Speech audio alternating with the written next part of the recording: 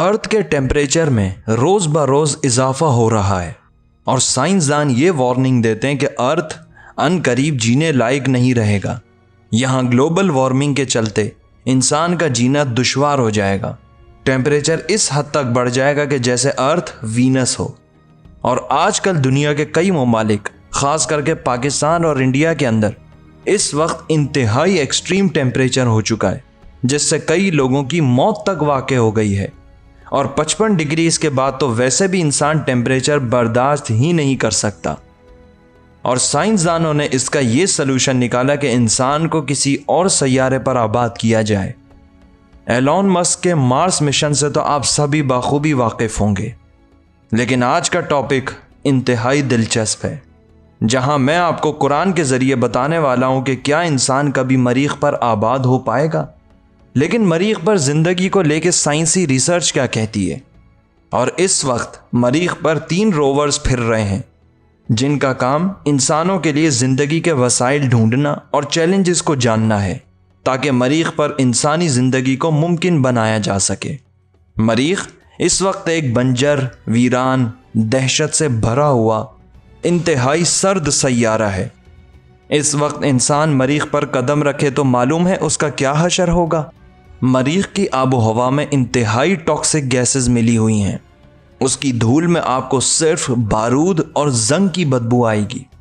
इस वक्त जो मरीख की आबो हवा आपको दिख रही है, इसमें 96% कार्बन डाइऑक्साइड, नाइट्रोजन और कई तरह की टॉक्सिक गैसेस शामिल हैं, जो इंसान को एक सांस में मौत के घाट उतारने के लिए काफ़ी हैं। और इंसान को सांस लेने के लिए जो ऑक्सीजन चाहिए वो तो ना होने के बराबर है। मरीख पर हवा का दबाव भी इंतहाई कम है।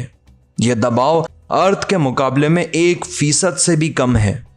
और आपको मालूम है इस इंतहाई कम दबाव से इंसान के साथ क्या होगा। इससे ब्लड में एब्यूलिज्म का अमल शुरू हो जाएगा। एब्यूलिज्म एक ऐसा प्रोसेस है जिससे आपका खून उबल कर बुखारात बन जाता है, यानी आपका खून रगों में बहने के बजाय बबल्स बन जाता है। और ये इंसान को चंद लम्हों में मौत की नींद सुला देता है। सिर्फ इतना ही नहीं, अर्थ के पोलर रीजन्स पर टेम्परेचर -60 डिग्रीज होता है, जो इंसान को चंद लम्हों में जमा देने के लिए काफ़ी है। जबकि मरीख का एवरेज टेम्परेचर अर्थ के पोलर रीजन से भी कहीं ज़्यादा है, जो -100 डिग्रीज को भी क्रॉस कर जाता है, जहां इंसान पल भर में फ्रीज होकर ख़त्म हो जाएगा।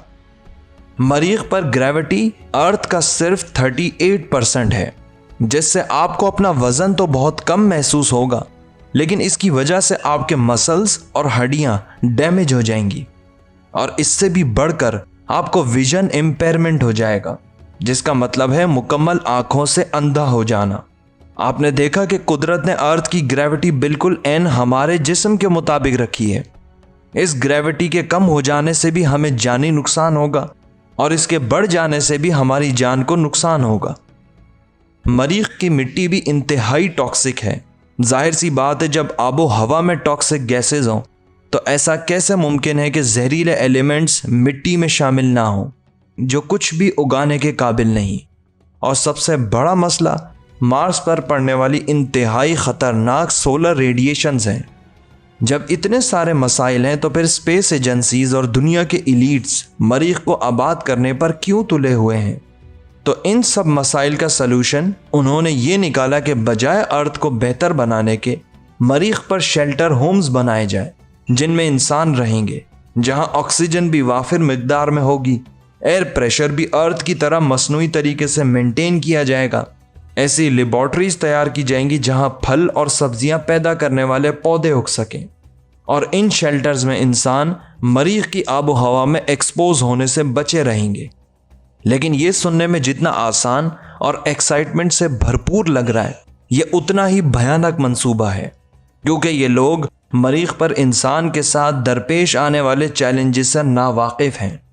एक मारूफ और मशहूर रिसर्चर सर फुरकान कुरैशी ने अपनी इंतहाई दिलचस्प सीरीज याजूज और माजूज की एपिसोड 6 में जुल्करनैन के एक सफ़र का जिक्र किया था, जहां वो ऐसी कौम के पास गए थे जिनके चेहरे कुत्तों की तरह थे। वो नीम वहशी किस्म के लोग थे। उनकी ज़्यादातर खुराक मछली थी। और अगर उनका कोई मर जाता तो वो उसे भी खा लिया करते थे। सूरज के निकलने से पहले पहले गारों और पानियों के अंदर छुप जाया करते थे और उन लोगों की जिल्द सुर्ख रंग की थी।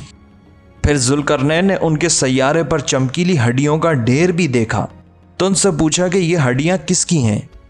तो उन लोगों ने बताया कि आपसे पहले यहाँ कुछ लोग आए थे और सूरज के निकलने तक यहीं रुके रहे, जिससे उनकी मौत वाक़ हो गई। मैंने ये सारी बात क्यों दोहराई जो आप ऑलरेडी सुन चुके होंगे। मैं आपको बताना चाहता हूँ कि दरअसल उन लोगों की यह हालत सूरज की इंतहाई ख़तरनाक रेडिएशन से हुई थी और उनके प्लेनेट पर कोई चीज़ उग नहीं सकती थी, जिसकी वजह से उनके पास खुराक की इंतहाई किल्लत थी।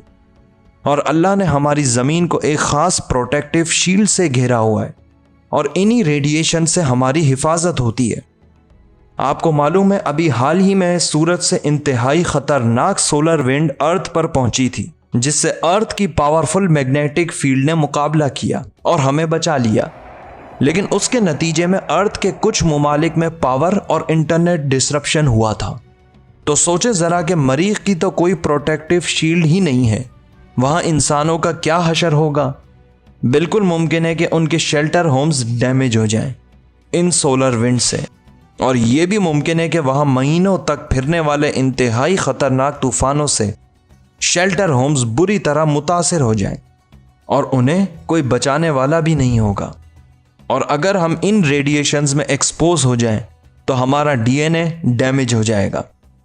डीएनए वो स्ट्रक्चर है जिसमें हर जानदार चीज़ की प्रोग्रामिंग की गई है। मसलन ये जानदार इंसान होगा कि जानवर, हमारा चेहरा कैसा होगा, हमें कौन कौन सी बीमारियां लगेंगी, यहाँ तक कि हमारी मौत कब होगी। और मार्स पर पड़ने वाली अल्ट्रा वायलेट रेडिएशंस और सूरज से आने वाली भयानक सोलर विंड्स मरीख पर बसने वाले इंसानों के डीएनए को डैमेज कर देंगी, जिससे इंसान इंतहाई बदसूरत हो जाएंगे। उनकी शक्लें और जिस्म उन जैसी हो जाएंगी जो अपने सूरज से बच नहीं पा रहे थे। और मैं जानता हूं कि आपके जहन में ये सवाल ज़रूर होगा कि हम कोई जुल्करनैन की उस कौम की तरह थोड़ी हैं, हम तो एडवांस टेक्नोलॉजी वाले इंसान हैं। तो ये बात भी आपको अभी समझ आ जाएगी। नासा की जेम्स वेब टेलीस्कोप खला में इस वक्त अपने मिशन पर गामजन है और आपको मालूम है करोड़ों डॉलर्स खर्च करने के बाद भी साइंटिस्ट क्या कहते हैं कि इस टेलीस्कोप में 344 सिंगल पॉइंट फेलियर्स की पॉसिबिलिटीज़ हैं, यानी ऐसे फॉल्ट्स जो टेलीस्कोप को बिल्कुल नाकारा बना देंगी और उन फॉल्ट्स को काउंटर करने के लिए कोई सलूशन भी नहीं है। तो फिर इंसान कैसे पूरी की पूरी बस्ती मार्स पर आबाद कर सकेगा। वहाँ तो अनगिनत खतरे जो इंसान को मरीख की आबो हवा में एक्सपोज होने पर मजबूर कर देंगे। और चलें, मैं आपको कई साल किसी इंडोर जगह पर लॉक कर दूं और आप बाहर जा ही ना पाएं, तो क्या आप हमेशा बग़ैर खुली फ़िज़ा के, बग़ैर आबो हवा के जी पाएंगे? अल्लाह ने कुरान में कई मकामात पर बताया कि हमने कोई चीज़ बेमायनी पैदा नहीं की। जानवर, परिंदे, यहाँ तक के कीड़े मकोड़े सब नेचर को किसी न किसी तरीके से फ़ायदा पहुँचा रहे हैं, जिसका अल्टीमेट फ़ायदा इंसान की ज़िंदगी पर पड़ रहा है। और इनके बग़ैर हम इंसान ज़िंदा ही नहीं रह सकेंगे। और मरीख की आबो हवा में ये जानदार तो चल फिर और उड़ ही नहीं सकते। बग़ैर डिटेल में जाए सादा अल्फाजों में ये समझाना चाहता हूँ कि सिर्फ इंसानों का मरीख पर होना उसकी ज़िंदगी के लिए काफ़ी नहीं है। अभी तो हम मार्स के उन चैलेंजेस से बेखबर हैं जो खामोशी से इंसानी जान लेने का इंतज़ार कर रही हैं। और दूसरी बात, आपको क्या लगता है कि अलग अलग प्लैनेट्स पर जो रोवर्स भेजी जाती हैं वो फर्स्ट अटेम्प्ट में ही कामयाबी से लैंड हो गई थी? नहीं, हर एक प्लैनेट पर कई कई रोवर्स भेजे गए, तब जाके उनमें से एक कामयाबी से लैंड हुआ। और इनमें से कुछ तो लैंड हो जाने के बाद ही फेल हो गए, क्योंकि साइंसदान वहाँ के एनवायरमेंटल ख़तरात से बेखबर थे। वो रोवर्स उन ख़तरात से निमटने के लिए डिज़ाइन ही नहीं हुए थे। बिल्कुल इसी तरह मार्स पर बस्ती आबाद करने के ख्वाहिशमंद दुनिया के इलीट्स इंसानों और खलाई परवाज़ों में कोई फ़र्क रखते ही नहीं। उनके लिए चंद इंसान एक्सपेरिमेंट करने वाली मशीन्स के सिवा कुछ नहीं है। एक के बाद एक इंसानों का बैच भेजा जाएगा मरीख पर, इस उम्मीद के साथ कि अब ये कामयाब हो जाएंगे। और आपको याद है, मैंने सफ़र मेराज वाली डॉक्यूमेंट्री में बताया था कि आप सल्लल्लाहु अलैहि वसल्लम ने छठे आसमान पर सिदरातुल मुंतहा के नीचे 2 बहते हुए दरिया देखे जो सीधा नील और फुरात में गिरते हैं। क्या ये सबसे बड़ी निशानी नहीं है कि हम सिर्फ अर्थ के बासी हैं? इसके अलावा अगर हम किसी और सैयारे पर आबाद हो सकते थे तो उसके मुतालिक हमें कुरान से ज़रूर मालूम हो जाता। और अल्लाह ने इस ज़मीन का जिक्र कुरान में कई मकामात पर किया। मसलन सूरह अन-नाज़ियात में अल्लाह फरमाते हैं कि उसी ने रात तारीक बनाई और दिन को धूप निकाली और ज़मीन को फैला दिया, फिर ज़मीन में पानी निकाला और चारा लगाया, उस पर पहाड़ों का बोझ रख दिया।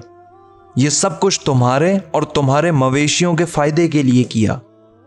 सूरह अर-राद, और वही है जिसने ज़मीन को फैलाया और उसमें पहाड़ और दरिया पैदा किए और हर तरह के मेवों की किस्में बनाई।